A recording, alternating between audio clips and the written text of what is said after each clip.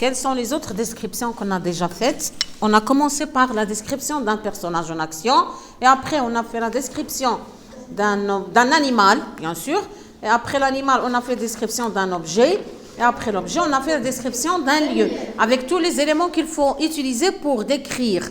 Pour le personnage, il y a des éléments spécifiques. Pour le lieu, des éléments spécifiques, l'objet, et pour tous les éléments, les autres types de description. Alors, suivez avec moi, je vais lire le texte, et après, on va voir de quelle description il s'agit. Dans les hautes herbes. Alors, l'éléphant a suivi les voleurs de pandas, animaux rares de Chine, aujourd'hui protégés. L'enfant grimpa sur la berge, regarda autour de lui, un train hurla dans la nuit. Un appel déchirant, incisif, comme un coup de couteau. Le convoi passa dans un tonnerre d'acier. Le roulement décrut, la longue chenille de lumière blanche s'effaça dans une courbe. Le silence à nouveau, bleu et froid, collé à la bruine qui s'était remise à tomber. Le garçon marchait le long de la rive, un froissonnement de vent. Il se jeta à plat ventre. Rien se devait être le vent ou la pluie sur les roseaux.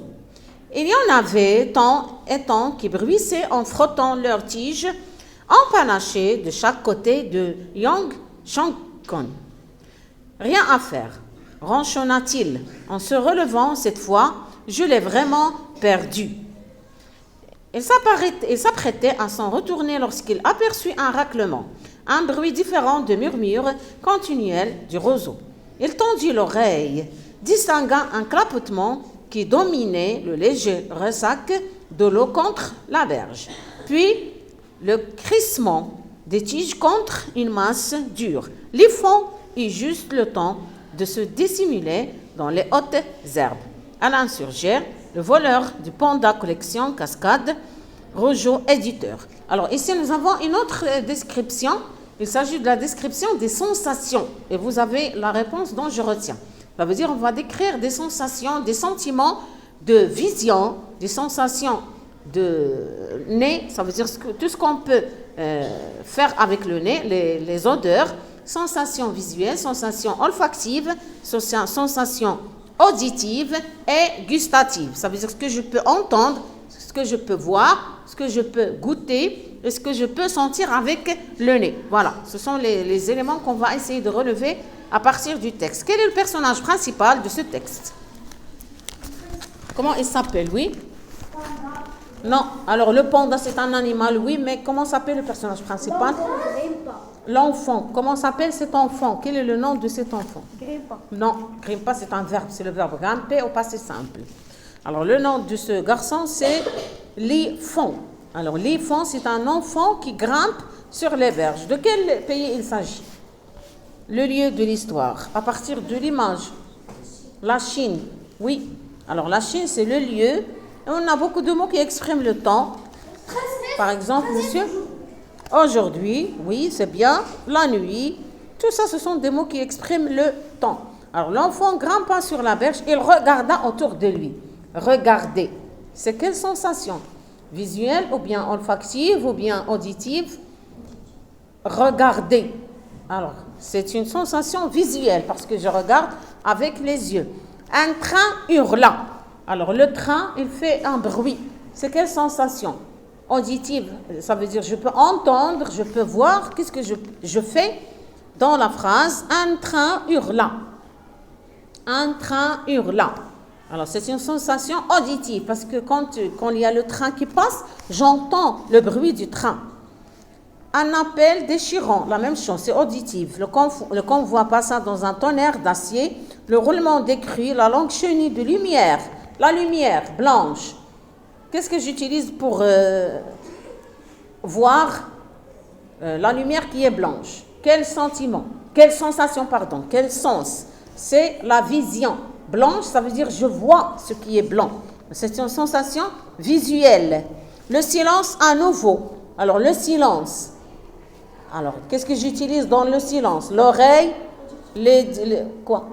L'oreille, c'est auditif. Très bien. C'est une sensation auditive. Un froissonnement de vent, il se jeta à plat ventre. Rien, ce devait être le vent ou la pluie sur les roseaux. Voilà. Il y a aussi un bruissement en frottant leurs tiges empanachées à chaque côté de Yang. Voilà, c'est une partie de la Chine. Maintenant, on va essayer de voir pourquoi l'éléphant est en train de courir. Qu'est-ce qu'il veut sauver? Quel animal veut-il sauver? Quel animal veut-il sauver? Alors, il veut sauver le panda. C'est pas panda, c'est panda. Il veut sauver le panda parce que il y a des chasseurs. Qu'est-ce qu'ils vont faire, les chasseurs? Pourquoi ils viennent dans cette forêt? Ils viennent pour chasser le panda. Ils viennent pour chasser le panda. Mais l'éléphant, il ne veut pas les laisser prendre le panda. Alors, il s'apprêtait à se retourner lorsqu'il aperçut un raclement. Apercevoir. C'est quel sens? La vision, l'audition, quoi? Apercevoir. Les yeux, c'est la vision, je vois. Alors, il aperçut, c'est la vision. Un bruit différent du murmure. Alors, le bruit aussi, c'est quoi? Le bruit, c'est pas la vision. Je ne vois pas le bruit. L'auditif, très bien. J'entends le bruit. Ça, c'est un sens. Il tendit l'oreille, distingua un clapotement qui dominait le léger ressac de l'eau contre la berge, etc. Alors, dans ce texte, il y a quelles sensations? Quelles sont les sensations qu'on vient de relever dans le texte? On vient de relever la sensation visuelle avec quelle phrase? Donnez-moi une phrase, sensation visuelle. Sensation visuelle. Dans le premier paragraphe, oui? Regarder autour de lui. Regarder autour de lui, c'est bien. Et aussi?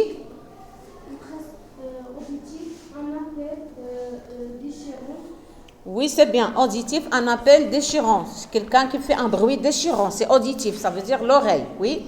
Un train hurla dans la nuit. Un train hurla dans la nuit. Très bien, mademoiselle. C'est quelle sensation?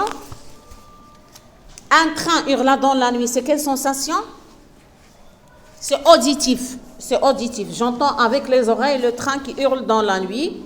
Oui, et quand je... Donnez-moi d'autres sensations. D'autres sensations? Lumière blanche, auditive. Oui, non, lumière blanche, c'est pas auditif. C'est quelle sensation?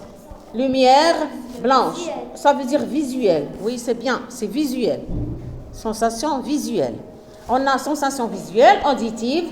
On a aussi sensation visuelle et auditive. Et on a aussi une sensation olfactive avec quelques parfums. Peut-être il y a des parfums ou bien des odeurs qu'on peut relever dans tout le texte. Alors, on va essayer de relever la fiche technique. On commence par le genre. Bien sûr, quel est le genre de ce texte? Oui. Par l'évocation. Quel est le genre de ce texte? Elle-même. Quel est le genre de ce texte? Lis le genre. Par l'évocation. C'est faux. C'est pas l'évocation de quoi, mademoiselle? Description des sensations. Des sensations, très bien. C'est description des sensations. Quelles sont les sensations qu'on a relevées dans ce texte? Maîtresse. Les sensations qu'on vient de relever sont, mademoiselle? Visuelle, auditive, olfactive. Oui, surtout visuelle et auditive. Tout simplement, quel est le personnage principal dans ce texte? Quel est le personnage principal dans ce texte, mademoiselle? L'enfant s'appelle l'éléphant. Oui, l'éléphant, c'est le personnage principal. Le lieu où se passe l'histoire? La Chine. C'est la Chine. Il se passe en Chine, tout simplement. Le mot qui exprime le temps, il y a beaucoup de mots. Monsieur, aujourd'hui, c'est un mot qui exprime le temps. L'image, maintenant, regardez l'image. Qu'est-ce qu'elle représente? Qu'est-ce que vous voyez dans l'image? C'est très facile.